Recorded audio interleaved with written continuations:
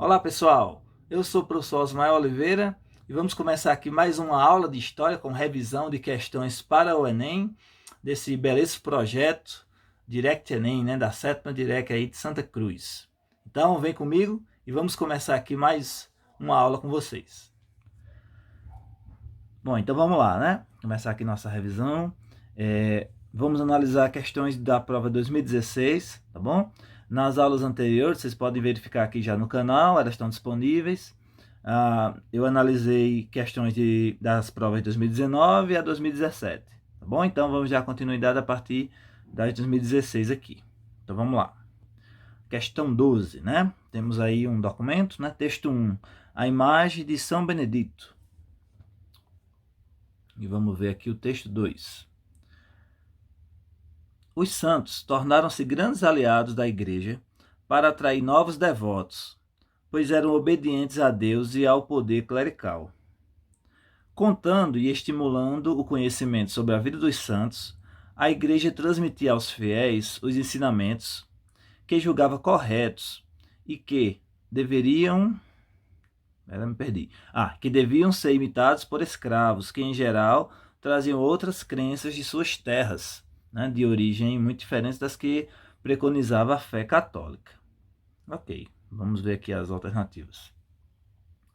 Posteriormente, ressignificados no interior de certas irmandades e no contato com outra matriz religiosa, o ícone e a prática mencionada no texto estiveram desde o século XVII relacionados a um esforço da Igreja Católica para, letra A, reduzir o poder das confrarias, letra B, cristianizar a população afro-brasileira, letra C, expoliar recursos materiais dos cativos, letra D, recrutar libertos para seu corpo eclesiástico, e letra E, atender à demanda popular por padroeiros locais.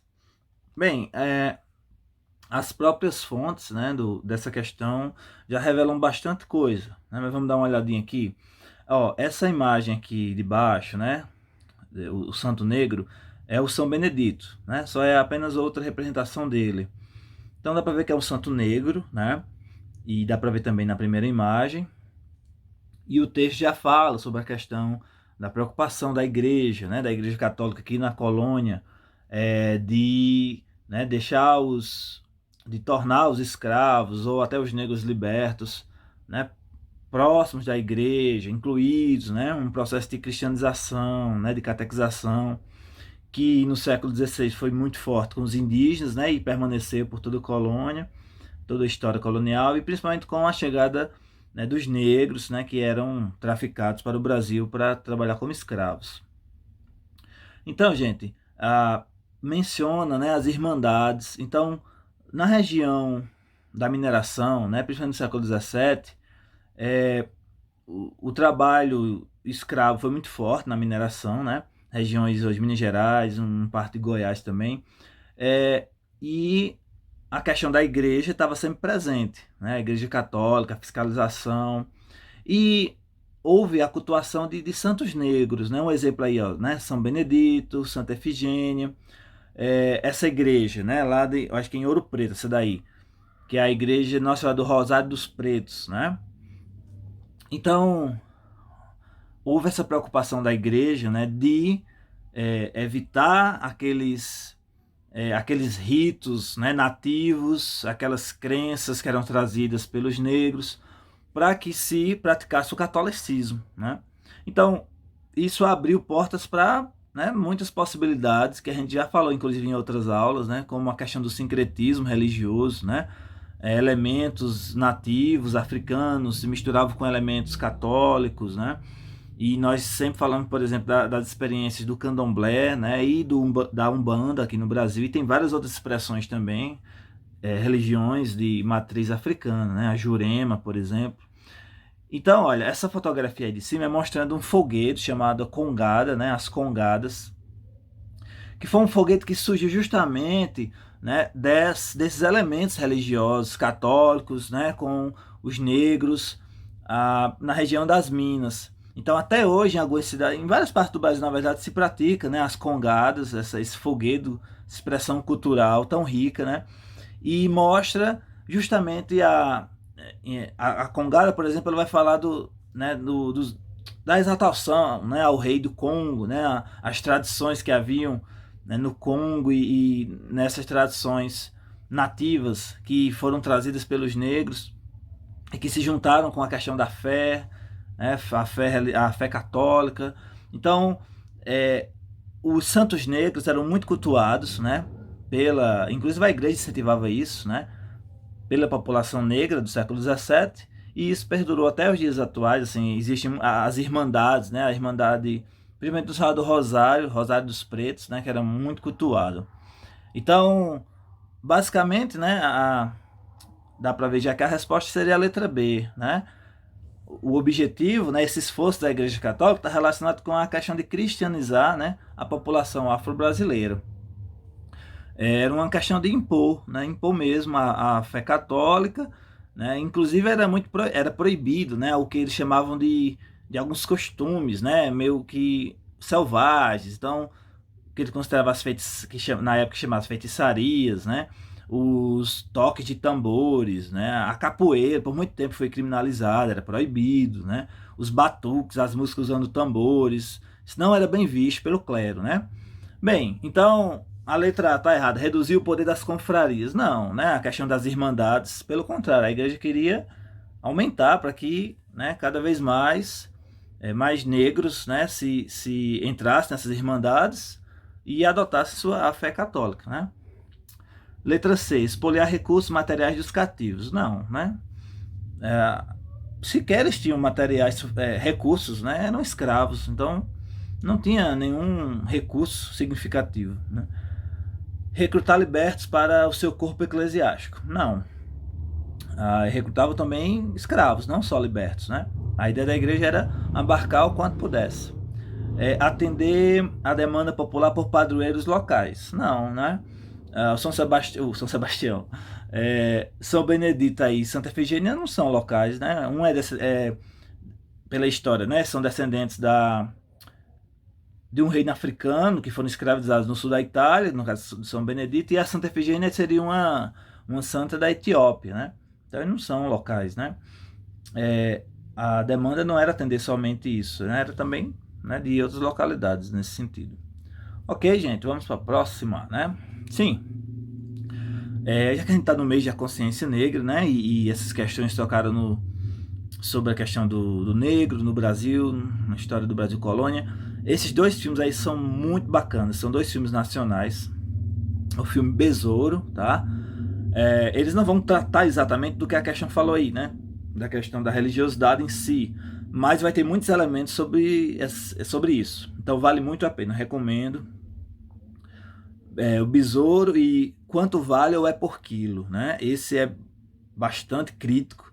Ele vai fazer duas pontes aí entre o passado e o presente do Brasil, né? A questão da criança, do negro, do pobre, né? A situação deles na época da escravidão e o que é que mudou tanto para a atualidade, né? A exploração infantil, no caso, população negra.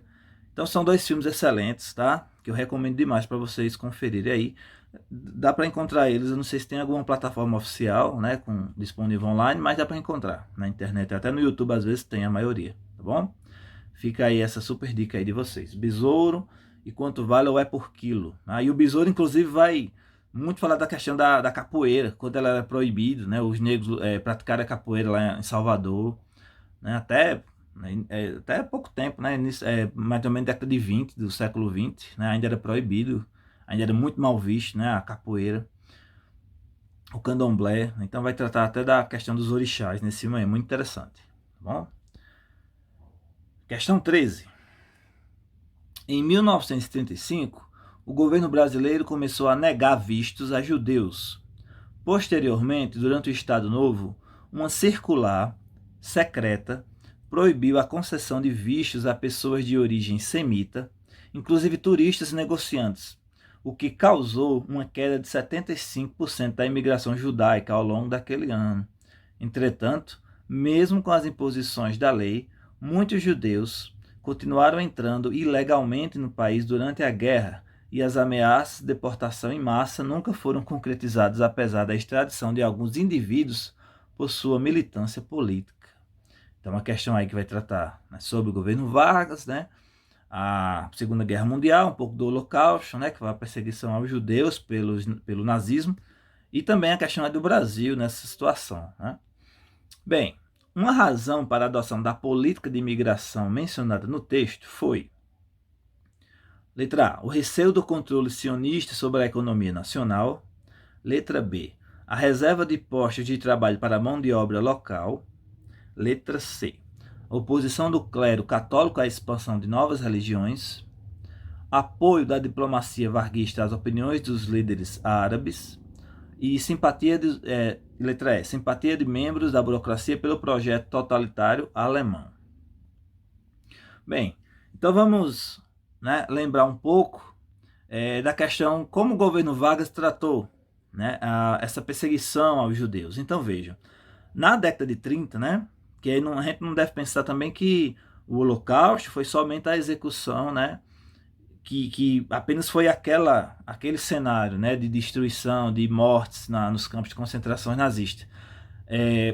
A perseguição, né, começou bem antes, na década de 30, lá na Alemanha, né, várias leis que restringiam os direitos, né, dos judeus, e isso respaldou um pouco no Brasil também, né? Olha, uma reportagem, né, da BBC Brasil mostra que documentos diplomáticos foram compilados, né, que pela historiadora Maria Luísa Tucci Carneiro, que é professora do departamento da USP, eles mostraram que o Brasil rejeitou, né, no governo Vargas, pelo menos 16 mil pedidos feitos pelos judeus que fugiam do Holocausto ou tentavam reconstruir suas vidas após a Segunda Guerra.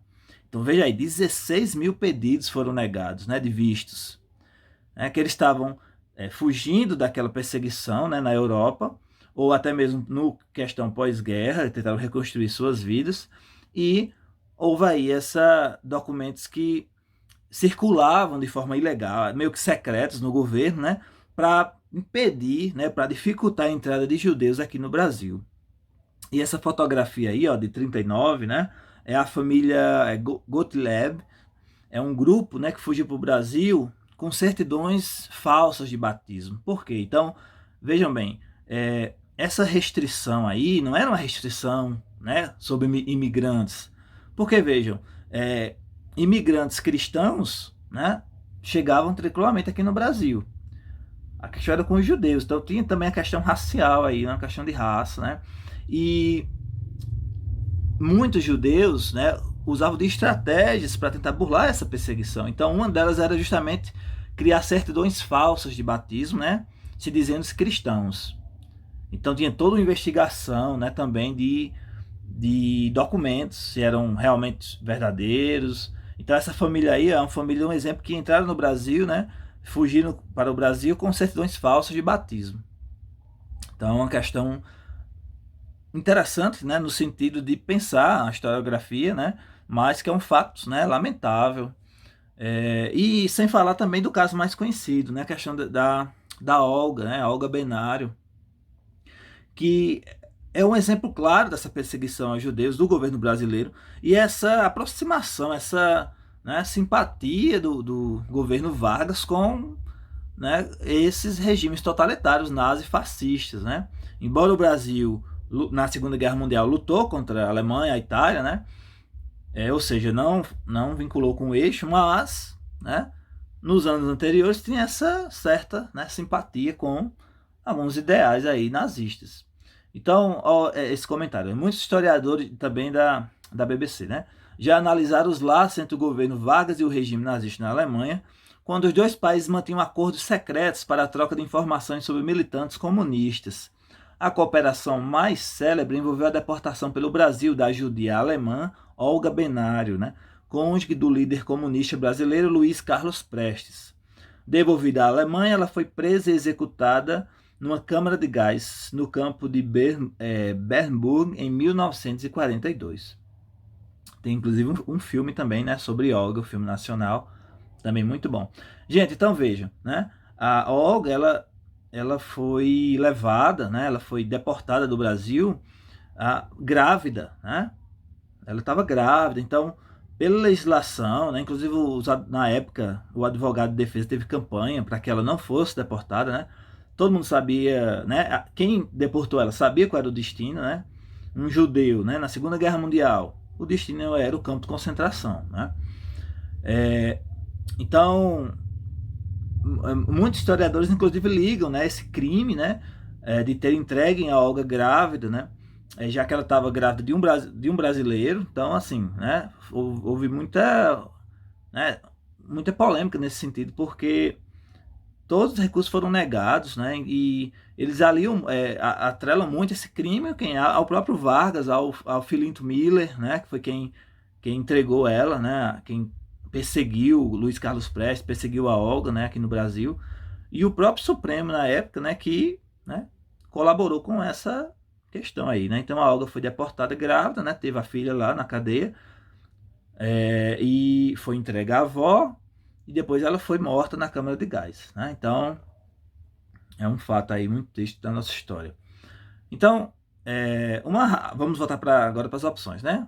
Uma razão para a adoção da política de imigração mencionada no texto é justamente o quê? A simpatia dos membros da burocracia pelo projeto totalitário alemão, né? Então, era essa aproximação aí, né, de vários membros do governo, né, com esse projeto aí de colaborando, né, com essa perseguição, né, que envolvia aí, né, por exemplo, a questão de raça com os judeus, né? A letra A é o receio de controle sionista sobre a economia nacional, né? Não. Havia muito, né, as fake news da época, né, que os próprios nazistas divulgavam, de uma teoria da conspiração, né, dos judeus querer dominar o mundo, dominar a economia, que justamente a Alemanha estava fundada na crise econômica por conta dos judeus. Daí um das justificativas para o ódio contra os judeus de Hitler seria né, um dos motivos seria esse. Então não é isso aí, não tinha essa questão aqui no governo Vargas. Letra B, reserva de postos de trabalho para a mão de obra local. Não, né? Como eu falei agora há pouco, imigrantes vinham para o Brasil. A questão era realmente com os judeus, né? Então envolvia uma questão aí racial também, né? Como eu falei, os cristãos entravam, né? Muitos imigrantes cristãos poderiam entrar. Oposição do clero católico à expansão de novas religiões. Não, até porque a quantidade de judeus não era uma quantidade significativa a ponto de, digamos, ser uma ameaça no sentido da fé, né? Isso aí não tem nenhum sentido. Apoio da diplomacia varguista às opiniões dos líderes árabes. Também não há nenhum registro de uma diplomacia significativa com algum líder árabe. Então essa letra D não tem realmente sentido. Então a letra E, tá, gente, é a correta. Certo? Questão 25. O que ocorreu na Bahia de 1798, ao contrário das outras situações de contestação política na América Portuguesa, é que o projeto que lhe era subjacente não tocou somente na condição ou no instrumento da integração subordinada das colônias no Império Luso. Dessa feita, ao contrário do que se deu nas Minas Gerais, 1789, a sedição avançou sobre a sua decorrência. Então está falando aí do Brasil, final do século XVIII, e a gente já pode lembrar, né, de uma quase aconteceu, né, a Conjuração Mineira e a Conjuração Baiana, que chegou de fato a acontecer, né? Então foram dois movimentos aí antes da independência do Brasil, né, final do século XVIII, e que movimentou muito, né, tanto lá na região de Minas Gerais quanto na Bahia, né? Foi um verdadeiro rebuliço, né, com prisões, com mortes, mas vamos entender melhor aqui. Sim, então a pergunta vai ser o seguinte: a diferença entre as sedições abordadas no texto encontrava-se na pretensão de. Então, meio que a questão está um pouco comparando assim, a Conjuração Mineira, né, de 1789, que sempre a gente lembra de Tiradentes, com a Conjuração Baiana, que ocorreu anos depois, né, em Salvador, ok? Então vamos lá. Então, qual seria a diferença? Letra A, eliminar a hierarquia militar. B, abolir a escravidão africana.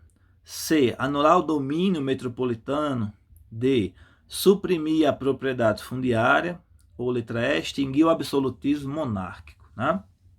Gente, então vale lembrar que existiam muitas semelhanças entre a Inconfidência Mineira com a Conjuração Mineira com a Conjuração Baiana, né? Ambas queriam a separação de Portugal, né? Não seria a independência do Brasil, mas a independência, no caso ali, da Bahia, né? E a independência ali de Minas Gerais, né? Ambas queriam a diminuição dos impostos, né? Baixar o preço dos alimentos, tinham ideais republicanos, né? Fundar uma república. Né? Então havia muitas semelhanças aí nessa questão aí de romper com o pacto colonial, né?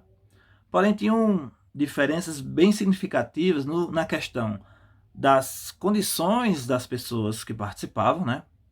E também alguns ideais referentes à escravidão. Por exemplo, na Inconfidência Mineira, né?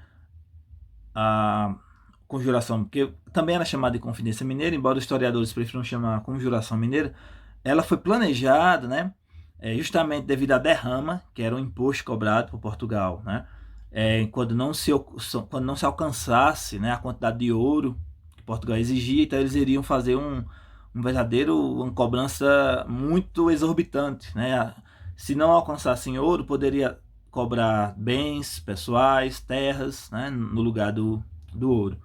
Então isso foi o fim aí da picada para essa elite mineira, né, formada por padres, juízes, né, e o próprio Tiradentes, que era um alferre, né.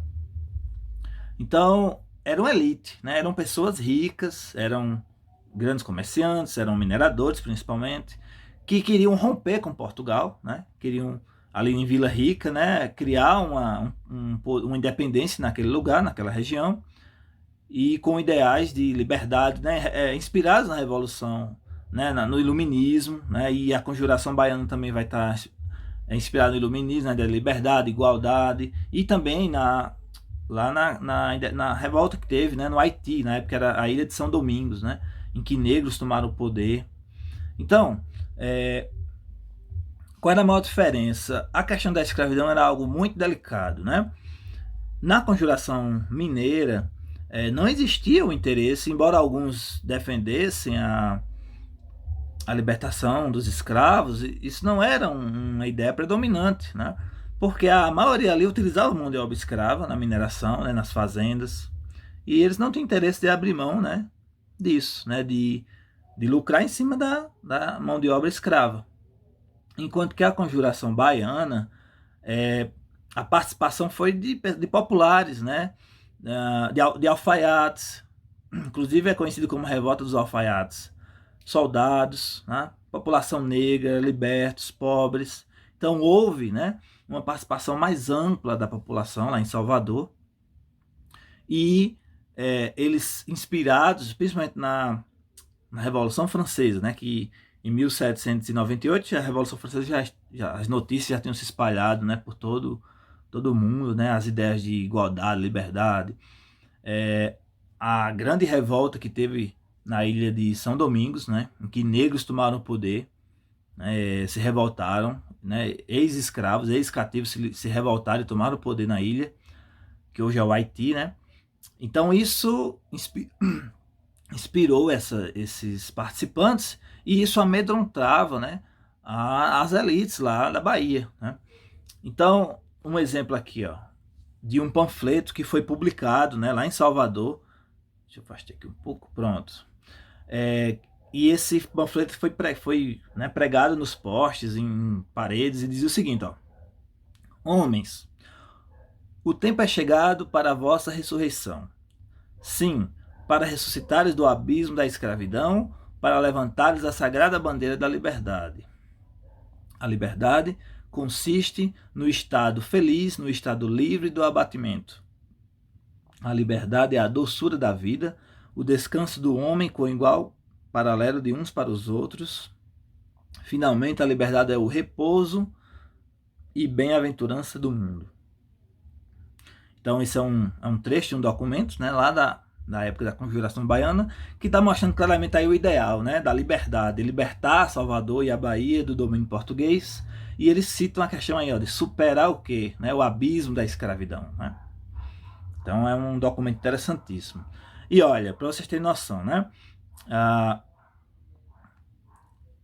dos vários revoltosos, né, da Conjuração Baiana, 4, né, negros foram condenados à morte, né, enforcados e esquartejados em praça pública lá em Salvador, né? Lucas Dantas, Manuel Faustino, Luiz Gonzaga e João de Deus, né? Alguns eram alfaiates, outros eram soldados que, né, eles pediam um aumento, né, do salário dos soldados, uma das reivindicações. Então vejam, todos eram netos, né, ou descendentes de escravos, negros escravizados. E os 4 aí foram, né, presos, né, e torturados, enforcados, depois esquartejados. Quer dizer, né, a população negra, a gente vê muita reportagem atual, né, falando da violência, né, que existe contra a população negra nas periferias principalmente. A gente vê que na história do Brasil isso era frequente, né? Porque quem foram os participantes? Só foram eles 4, né? Por quê? Será que tem uma relação pelo fato deles serem, né, ligados a descendentes de escravos, né? Eram negros? É uma questão muito, né, aí para a gente se pensar. Foram aí os 4 condenados. Bem, então a diferença, né, abordada aí entre elas, obviamente já está claro, é que era o que? Abolir a escravidão, né, africana. Então essa era um grande diferencial que a Conjuração Baiana tinha em relação à Conjuração Mineira, né? A letra A, eliminar a hierarquia militar, não, né? Não tinha esse interesse de eliminar uma hierarquia, né, entre os militares, embora os soldados baianos exigiam, né, melhores condições, mas isso não quer dizer que eles queriam eliminar a hierarquia, não. C, anular o domínio metropolitano, sim, mas ambos queriam fazer isso, não era uma diferença, né? Suprimir a propriedade fundiária, né? Não tinha esse interesse. Extinguir o absolutismo monárquico. Ok, né? Tanto na Conjuração Mineira quanto na Conjuração Baiana tinham interesse, né, de alguns ideais republicanos, né, de fundar uma república. Portanto, a grande diferença aí seria justamente a letra B, né, que na Bahia tinha esse interesse aí de abolir a escravidão, né, e acabar com o preconceito racial lá, que era muito forte. Embora a população lá fosse predominante negra, uma pequena elite branca era quem dominava, né, quem mandava na região. Questão 27. Tem aí um cartaz, né, uma propaganda, um carro, dá pra ver aí, ó, duas mulheres sorridentes, e tem o enunciado aí, ó: novo toque de elegância na moderna paisagem brasileira. E aí a marca do carro, né? Um carro estrangeiro, Cinquechem Board. Não sei se a pronúncia é essa mesmo. Pronúncia francesa aí, não sei. É uma marca francesa na época. Dá pra ver que é Brasília, né? No fundo aí, pela construção, pelas linhas de Oscar Niemeyer aí da sua arquitetura. Muito bem. Então, uma propaganda, né? Mostrando aí uma modernidade, como diz o título, a elegância na moderna paisagem brasileira. Então vamos ver o que é que fala mais aqui. No anúncio, há referências de algumas das transformações ocorridas no Brasil nos anos 60, aliás, nos anos 50 e 60. No entanto, tais referências omitem transformações que impactaram segmentos da população, como exaltação da tradição colonial, letra B, a redução da influência estrangeira, letra C, a ampliação da imigração internacional, letra D, intensificação da desigualdade regional, letra E, desconcentração da produção industrial, né? Então, basicamente, está perguntando o quê? Ó, tem uma propaganda ali, né, mostrando mudanças, né, que ocorreram no Brasil nessa época, porém, essas transformações, elas estão omitindo, né, estão escondendo aí algumas coisas que impactaram a população, né? Então, qual foi essa coisa que impactou um segmento da população, né? Antes da gente falar diretamente, vamos lembrar que uma charge que foi, né, criada na década de 60, a gente já viu que a década de 50 a gente vai falar principalmente de quem? Do governo de Juscelino Kubitschek, né? JK, que foi presidente do Brasil 55 a 60, né?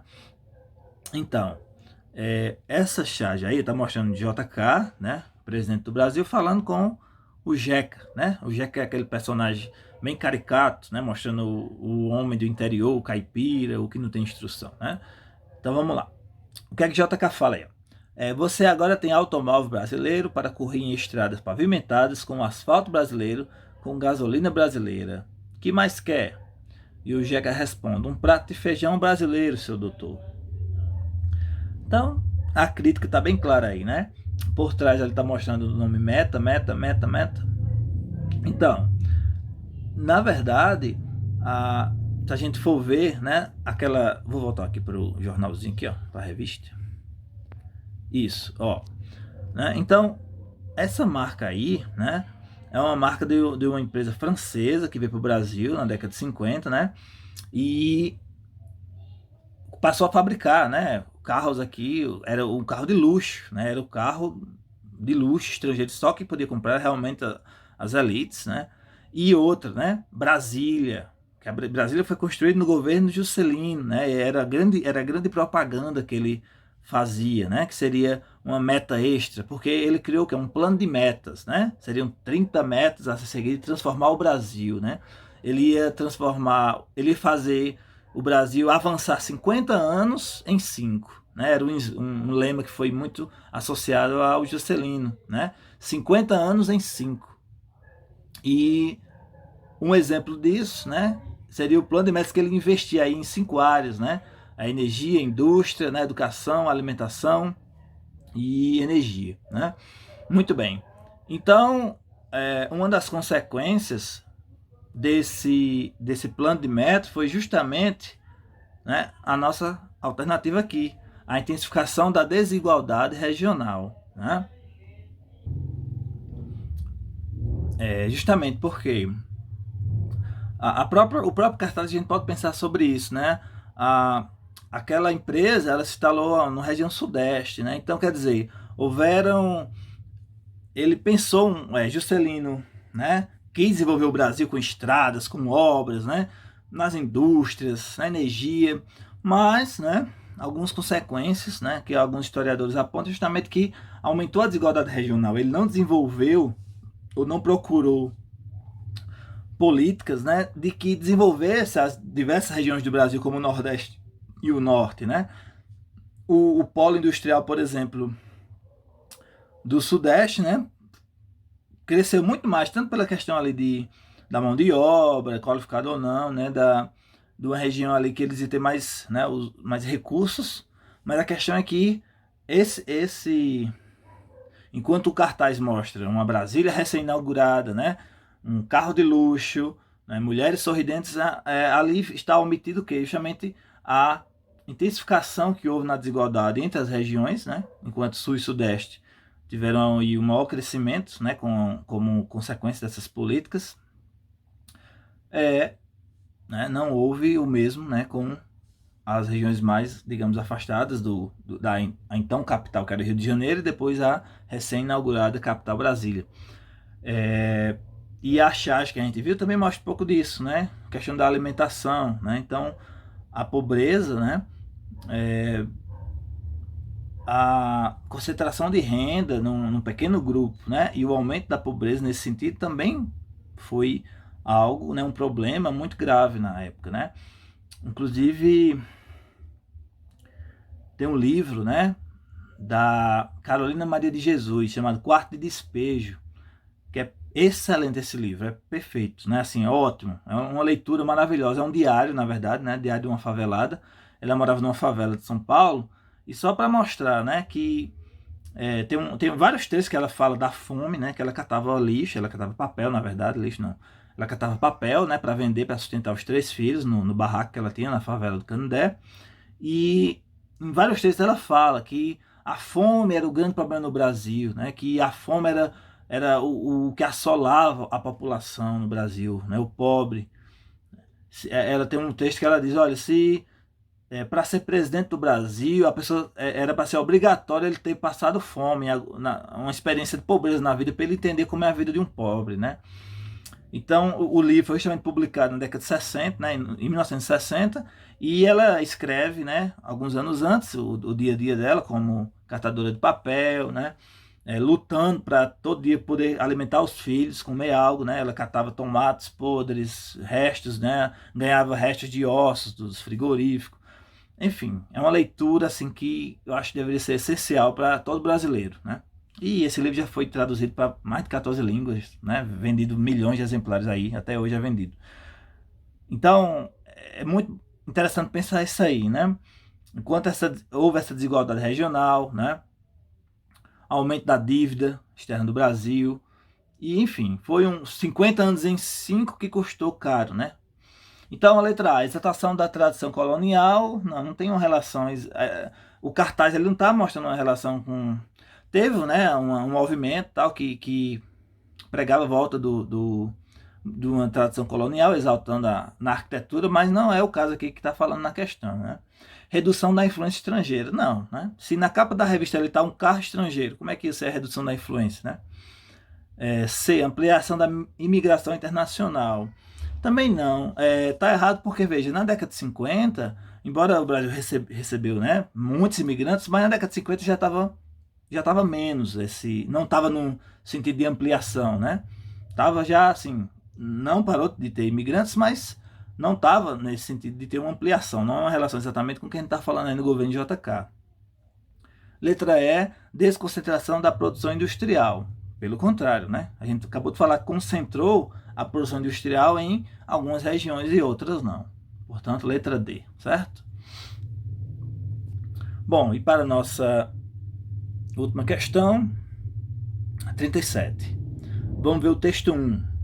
Documentos do século XVI, algumas vezes, se referem aos habitantes indígenas como os Brasis, ou gente Brasília, e ocasionalmente, no século XVII, o termo brasileiro era a eles aplicado, mas as referências ao status econômico e jurídico desses eram muito mais populares.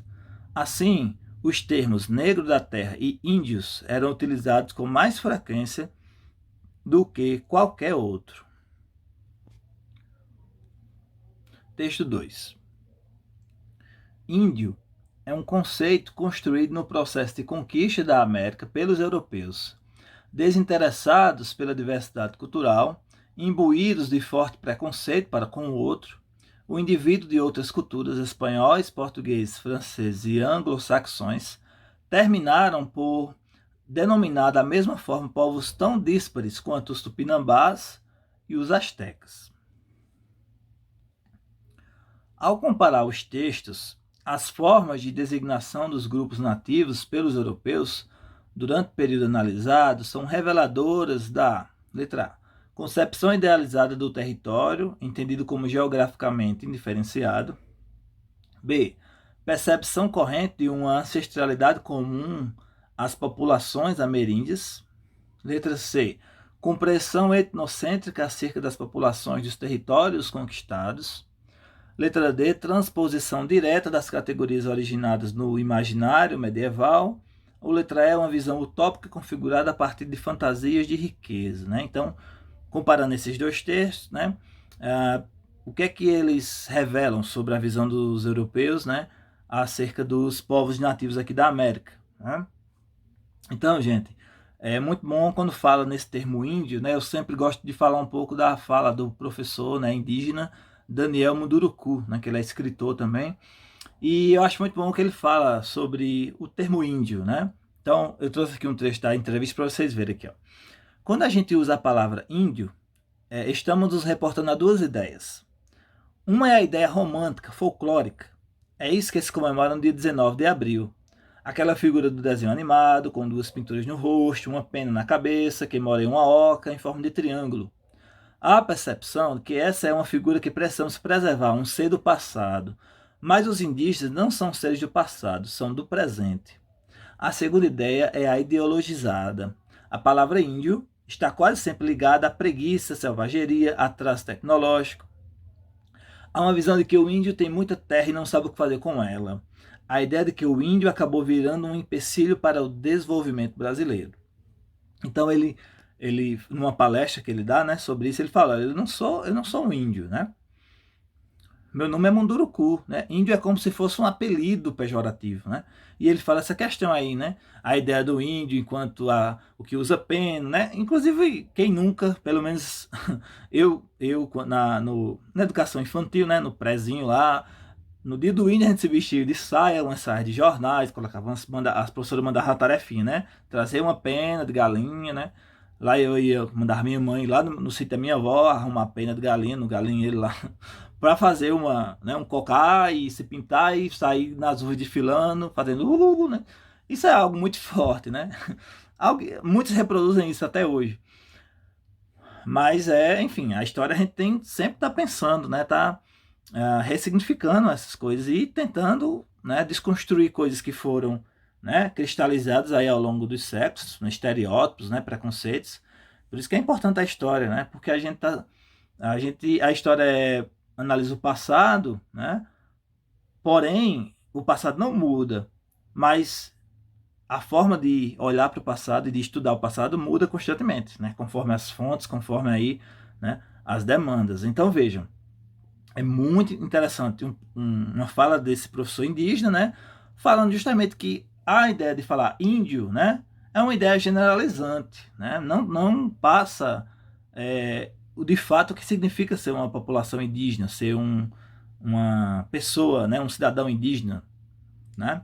Tem gente que acha que índio, para ser índio, indígena tem que estar pelado, né, no meio da floresta, né, e acha que se o indígena ele tá na cidade, tá ocupando os espaços, a gente teve aí um prefeito, né, indígena eleito, não lembro agora qual é a cidade, mas eu vi a notícia, né, vereadores também.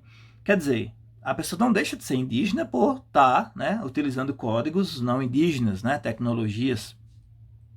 Bem, então ele fala que a outra ideia do índio é essa ideia que foi, né, que foi iniciada pelos europeus aqui, a visão dos europeus sobre esses povos, né, tratando-os como, né, iguais, né, falava índio, né, se referindo a povos que eram bastante diversos, né, até falando na questão, né, ele tratando um tupinambá aqui no Brasil com um asteca, por exemplo, do México, né, povos totalmente diferentes, né, com culturas diferentes, e que na visão, né, do europeu era aquela coisa, né, sempre ligando o que? A selvagem, né, no Brasil a preguiça, porque não tem aquela visão de mercado que os portugueses tinham de quanto mais pau Brasil a gente tirar, vamos lucrar, né? E na visão indígena não era bem assim, né?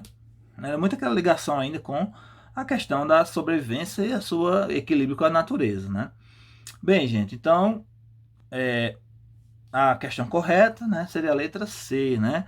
Os textos evidenciam isso aí, ó, né, que a compreensão etnocêntrica acerca das populações de territórios conquistados, ou seja, mostra a visão, né, do europeu vendo sempre olhando, partindo do seu lugar, né, enquanto Europa, cristãos, né, vendo aqueles povos como inferiores, né, como um povo sem cultura ou com modos, né, inferiores a deles, aos europeus. Então, é uma compreensão etnocêntrica que tinha, né, acerca das populações aí dos territórios conquistados, que isso ocorreu, né, em toda a América, né, seja a forma que foi, os ingleses nos Estados Unidos, os espanhóis em todo o México, até o Chile, até a Argentina, né, dizimaram populações indígenas, né, e os portugueses aqui no Brasil também, né.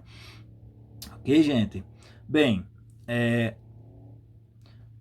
a letra A vai falar concepção idealizada do território, né? Ambos os textos não falam, né, dessa concepção aí de idealizada do território, muito menos fala na questão geográfica, né? Não está falando nesse sentido. A letra B, percepção corrente de uma ancestralidade comum às populações ameríndias, né? Não, os textos não revelam nenhuma que eles estão atribuindo aí os indígenas a uma ancestralidade em comum, né? Não tem mostrado isso. Basta a gente analisar bem os textos aí, que é algo extremamente importante, né? Ler e reler a questão antes de escolher uma alternativa, porque muitos, né, principalmente no Enem mais recente, né, esse Enem sobre o governo Bolsonaro, que, né, muitas vezes não está mostrando algo tão profundo assim nas questões. Basta você prestar atenção mesmo, né, na fonte que ele mostra, né, no enunciado. Aí, se é um texto, se é uma fotografia, se é um jornal.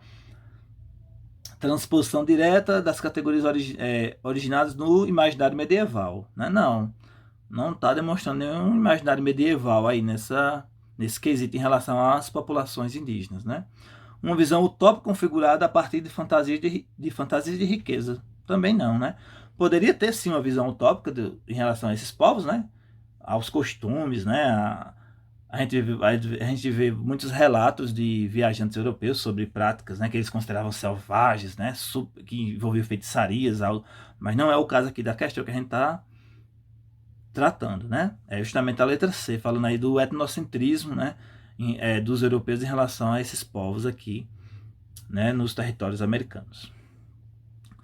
Muito bem, gente, então chegamos ao fim, né? Eu deixo essa frase aí do Lobos, né, da música Clube da Esquina: os sonhos não envelhecem, né? E é com essa frase que eu quero aqui me despedir de vocês, né? Dizer que foi uma satisfação, né, passar esses 3 meses aqui de revisão com vocês, nossas aulas. Desejar do fundo do coração, né, muito sucesso para vocês, né? Que vocês estudem, que vocês vivam com muita alegria, que vocês nunca desistam, tá? Eu sei que existem centenas de dificuldades, né? Mas sempre vão existir mesmo, né? A gente não deve desanimar diante dessas dificuldades, né? E que os sonhos de vocês, né, sejam muito mais do que utopias, que sejam verdadeiros objetivos a serem alcançados. Que vocês sonhem, não achando que é só um sonho de momento, que é algo que, eu vou sonhar porque meus amigos estão falando em projetos futuros. Não, né? Agarre a esse objetivo, né? Viva, né? Seja muito feliz com a sua família, com seus amigos. Faça desse percurso algo realmente prazeroso, né? Que você possa, que cada estudo que você faça seja algo que você vá guardando, né? Que seja um investimento para a sua vida, né? E que você tenha êxito nesse percurso, né? Que até chegar no objetivo, que você conquiste muitas outras coisas boas, coisas maravilhosas, né? Alcançar nosso objetivo através do Enem, né? Obviamente requer muito esforço, estudo, dedicação, né? Mas nunca esqueçam, né, da família, dos amigos, né, das relações humanas que vão estar presentes aí sempre nesse caminho. Bom, então, gratidão pela atenção de vocês, pela oportunidade aqui do projeto, né? Agradeço aí todos os envolvidos aí da 7ª Direct Santa Cruz, e nos vemos aí, quem sabe, mais uma vez em breve, né? E desejo tudo de bom para vocês aí. Um grande abraço.